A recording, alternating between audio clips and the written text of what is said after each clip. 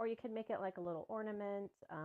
Here we put in a little, like a little rhinestone just to give it a little bit of a bling, but a lot of fun.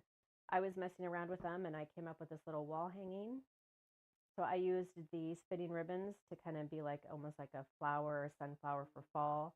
And then instead of using the earrings as earrings, I actually used them. Let me take those out. Those are just some fake flowers right now.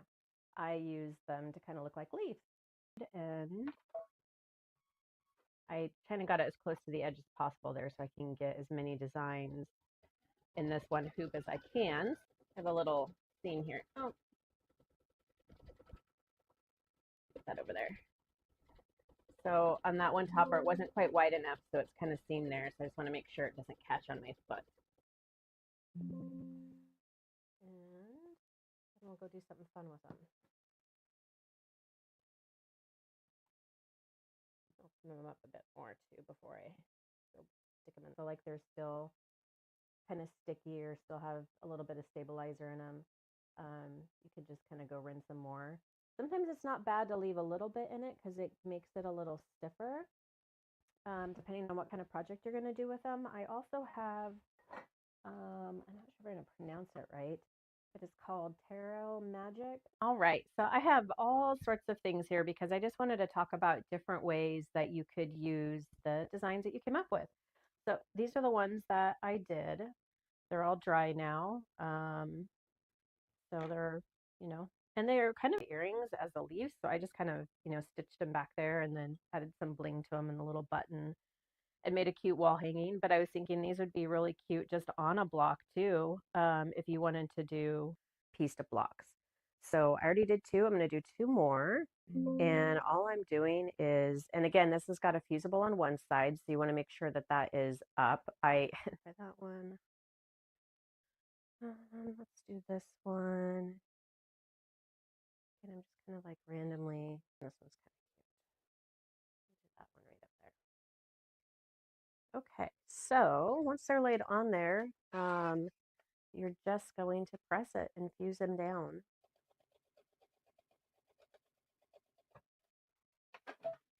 Okay, that's what it's going to look like right now. So I'm just going to kind of press it a little bit so that these are going to one side or the other. And then we're going to come back and we're going to sew that like that. So let me get this other one done. And then we'll go press these two and then come back.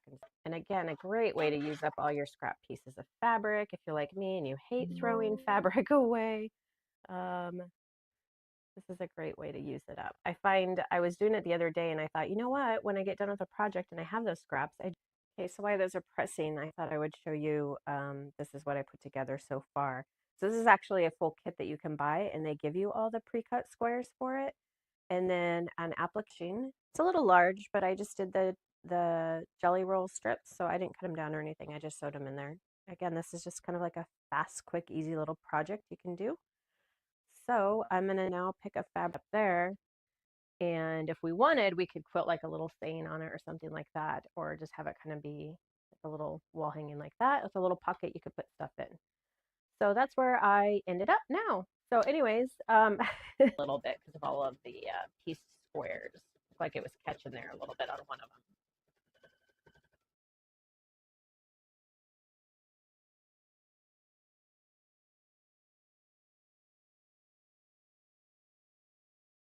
All right, here's what I came up with. So I went ahead and put the little pocket on there with a little bit of lace and did the freestanding lace here and then rigidity and starchiness, because if this is going to be hanging on somewhere, I don't want it to be so delicate that it can't withstand a little bit of pressure or, wind adjustments or any layers.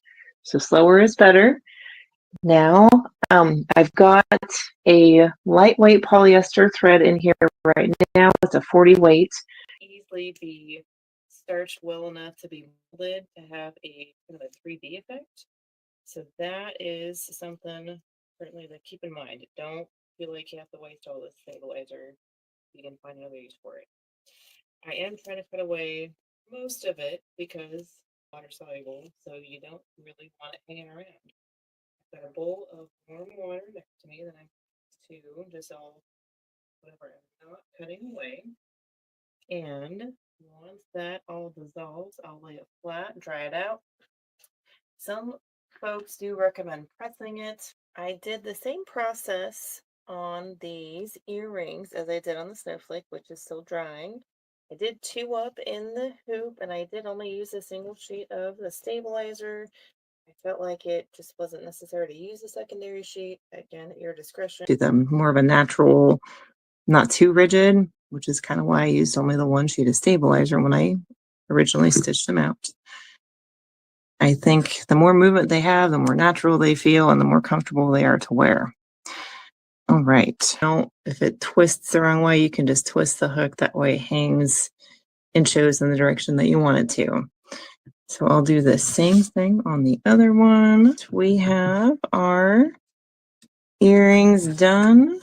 Nice and easy. Now we'll move on to our ornament design. All right. For our ornaments, I've got our snowflake design all stitched out through.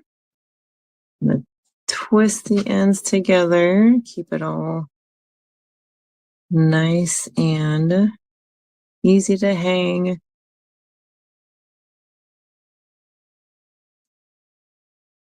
All right. Now, what I'll do is I will add a few embellishments. Got the tiniest little jump rings here that I could find because I don't want them to.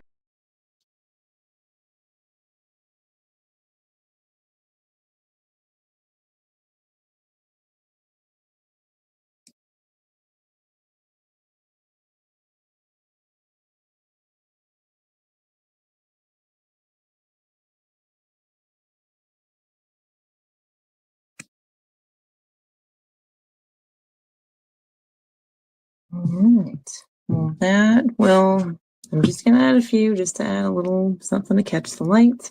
But now it is ready to be hung from a tree or a fireplace or anywhere you think you want to add a little extra something.